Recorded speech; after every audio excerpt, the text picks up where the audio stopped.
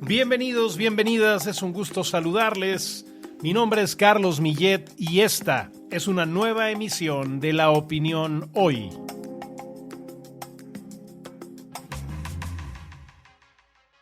Iniciamos esta última edición del 2022 de La Opinión Hoy con una lamentable noticia. El fallecimiento a los 82 años de edad de Edson Arantes do Nascimento Pelé, la primer superestrella del fútbol mundial.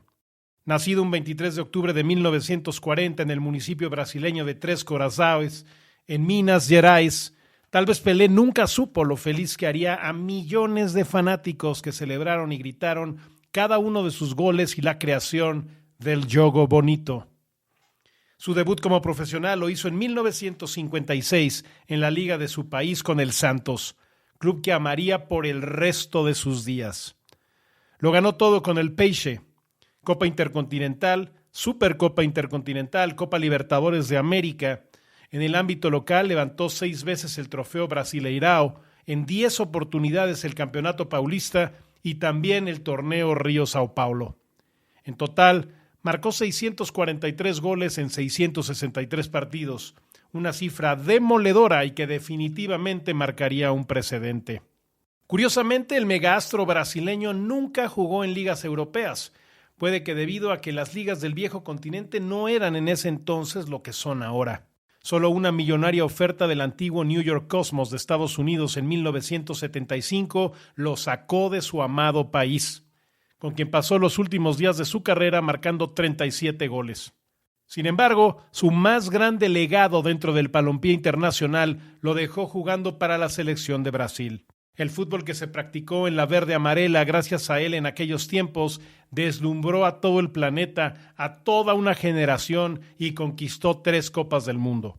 Suecia 58, Chile 62 y México 70. La participación de Pelé en mundiales cerró con 12 goles en 14 partidos. Además, se retiró como el máximo goleador histórico de la Canariña con 77 tantos en 92 presentaciones oficiales, marca que apenas fue rota por Neymar durante la Copa Mundial de Qatar. La salud de O'Reilly se fue deteriorando en los últimos años. En 2021, luego de superar la pandemia y un contagio de COVID, lo operaron para extirparle un tumor de colon en septiembre.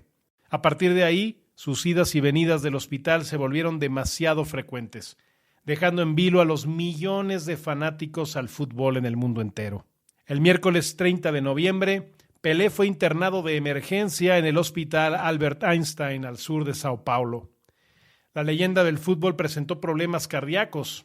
ESPN Brasil informó que se trataba de algo grave y su familia lo llevó con urgencia al referido centro médico, donde resistió prácticamente un mes.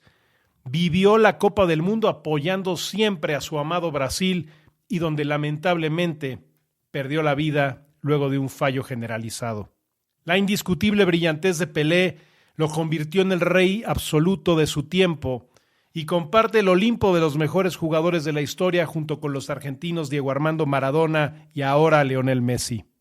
Descansa en paz, oh Rey Pelé, con quien el fútbol cambió para siempre. Por mi parte, les deseo de todo corazón que tengan un feliz y próspero 2023. Estás escuchando La Opinión Hoy, un podcast que hacemos los periodistas de La Opinión cada mañana de lunes a viernes. Si te gusta, suscríbete por favor en tu servicio favorito de podcasts. ¿Qué tal? Espero se encuentren muy bien. Mi nombre es Enrique Hernández. Es muy común que en esta temporada decembrina los inmigrantes indocumentados viajen de un estado a otro para visitar a familiares y amigos. Pero siempre existe el riesgo de toparse con alguna autoridad migratoria que pedirá una identificación, especialmente en un aeropuerto o al abordar un autobús. La organización civil Immigrants Rising explica que los oficiales de la Administración de Seguridad del Transporte deberían aceptar ciertas identificaciones para inmigrantes indocumentados al momento de abordar un vuelo.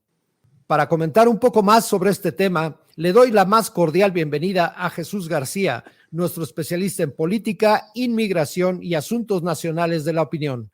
Jesús, espero que estés pasando unas felices fiestas decembrinas. Es un gusto que nos acompañes en esta emisión. Hola Enrique, muchas gracias por la invitación y pues sí, tratando de disfrutar lo más que se pueda. Así debe ser. Jesús, ¿cuáles son las razones por las que un oficial de inmigración o un agente aduanal podría solicitarle a alguien identificarse? No hay un motivo realmente, digamos, como tal, porque los agentes migratorios en los aeropuertos, pues bueno, pueden estar ubicados en diversos momentos y podrían llamar la atención de algunas personas y entonces solicitar que se identifiquen. No hay, digamos, que algo que lo prohíba, no hay un motivo en particular. Fíjate que escribí un artículo para La Opinión justamente sobre este tema debido a un video que se hizo viral en TikTok. Un chico que aparentemente tiene una apariencia muy mexicana, según los oficiales de la patrulla fronteriza, le pidieron identificarse solamente por su apariencia. Eso puede ocurrir. Entonces, no hay un motivo, digamos, en particular. Cabe recordar que los aeropuertos no solamente, bueno, hay oficiales de aduanas y protección fronteriza, que son estos que revisan para los viajes internacionales. También están los oficiales de la Administración de Seguridad del Transporte, la conocida como TSA aquí en los Estados Unidos, que revisan para los vuelos nacionales principalmente, pero también en vuelos internacionales. Y podría haber oficiales de la patrulla fronteriza, particularmente en algunos aeropuertos, aquellos que están a menos de 100 millas de la frontera, porque es donde puede operar la patrulla fronteriza y es donde los inmigrantes indocumentados podrían enfrentar un mayor problema y algún tipo de revisión aleatoria. Esto puede ocurrir, creo que la palabra aquí es aleatoria. No hay un motivo, digamos, en particular, puede ser aleatorio, que algún oficial considere que tú deberías de identificarte para saber si estás legalmente en el país o no. De acuerdo. ¿Y qué tipo de identificaciones son las que resultan válidas o aceptadas por la Administración de Seguridad del Transporte? Sí, aquí me gustaría dividir en dos partes la respuesta. La primera es que las personas que son indocumentadas siempre deben de portar alguna identificación, siempre que sea una identificación legal. No hay que portar identificaciones falsas. Es incorrecto hacerlo porque eso deriva en fraude y entonces pueden tener un problema legal muy serio. En segundo lugar, no necesariamente tienen que identificarse, es decir, aunque el oficial migratorio le pide identificarse, esa persona puede negar a identificarse. Y entonces, dependiendo de cómo se dé el proceso, los oficiales podrían actuar. Ahora bien, ¿cuáles son las identificaciones que son válidas? Por ejemplo, para abordar un vuelo es válido a la tarjeta de identificación estatal con fotografía. Por ejemplo, en Nueva York tiene una identificación estatal de la ciudad de Nueva York, por ejemplo, a lo mejor esa podría funcionarle. La licencia de conducir estatal, 16 estados, digamos, permiten a inmigrantes documentados tener licencias de conducir que pueden funcionar como una identificación para vuelos domésticos. Hay algunos inmigrantes indocumentados que trabajan o están en el ejército y tienen una identificación y eso podría ayudarles también. El pasaporte del país de donde se es originario, siempre y cuando algunos dicen que no necesariamente que esté vigente. Yo siempre considero que debe estar vigente porque es mucho mejor y los consulados pueden renovar estos documentos. Y también la tarjeta de autorización de empleo. Muchos preguntarán, pero si eres indocumentado, ¿cómo vas a tener una autorización de empleo? Bueno, hay documentados que tienen alguna protección temporal. Por ejemplo, los Dreamers son indocumentados, pero tienen DACA. Ellos tienen una autorización de empleo y esa sirve como una identificación oficial. O, por ejemplo, aquellos inmigrantes con estatus de protección temporal, el llamado TPS, también es una acción diferida que impide la deportación y es una identificación temporal. Entonces, eso a esas personas pues les dan una autorización de empleo. Hay otros tipos de inmigrantes que tienen similares protecciones que digamos son menores, de menor alcance en cuanto a población que los DACA o TPS, pero les autorizan una tarjeta de empleo que puede ayudarles a identificarse. Por último, Jesús, si una persona considera que de alguna manera se están violando sus derechos, ¿cuáles serían las principales recomendaciones ante ello? Lo primero, y esto es un asunto que hemos recomendado en algún encuentro con oficiales migratorios, ya sea con ICE o con la patrulla fronteriza, principalmente con ICE, pero funcionaría muy bien para también alguna revisión en los aeropuertos. La persona puede negarse a identificarse, por ejemplo, pero hay una posibilidad de que pueda ser detenida. Entonces, siempre hay que tener un plan. Siempre hay que hacer un plan sobre cómo actuar ante un oficial migratorio. Esto significa tener, por ejemplo, llevar siempre consigo el número telefónico de la persona que lo pueda ayudar de manera inmediata, es decir, ya sea un abogado o un familiar el que tenga mucha confianza, pero principalmente nunca mentir a un oficial migratorio, no mentir sobre su ciudadanía, no decir que es usted ciudadano estadounidense y que no pueda demostrarlo, no decir que usted tiene una identificación legal y la identificación es ilegal, o sea, eso no debe hacerse, eso ya es un delito y eso complica no solamente su estatus migratorio, sino complica la estancia en el país y también hay un problema judicial, o sea, ya es un asunto de fraude y se puede acusar de fraude y eso evidentemente complica toda la situación para el inmigrante.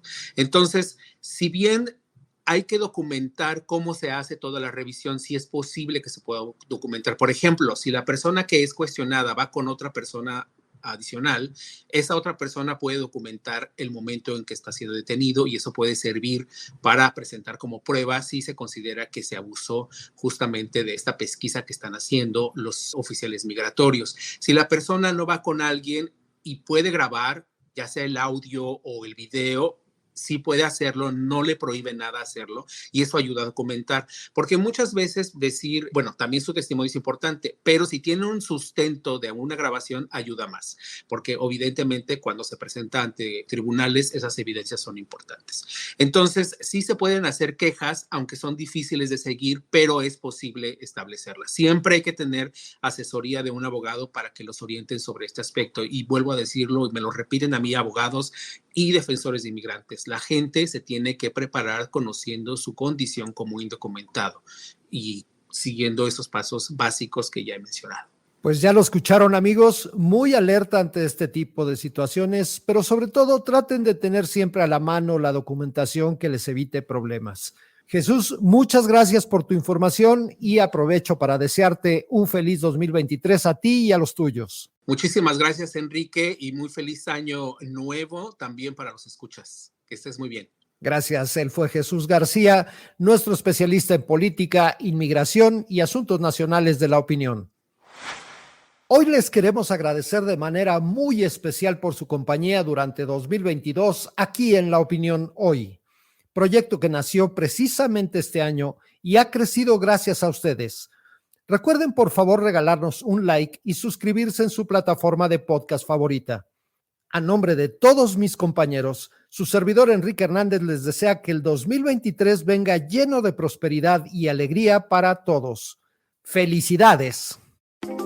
Este podcast es una producción de La Opinión, presentada por Diana Gutiérrez, Carlos Millet y Enrique Hernández. Diseño sonoro de Brenda García. Rafael Cores es el productor ejecutivo.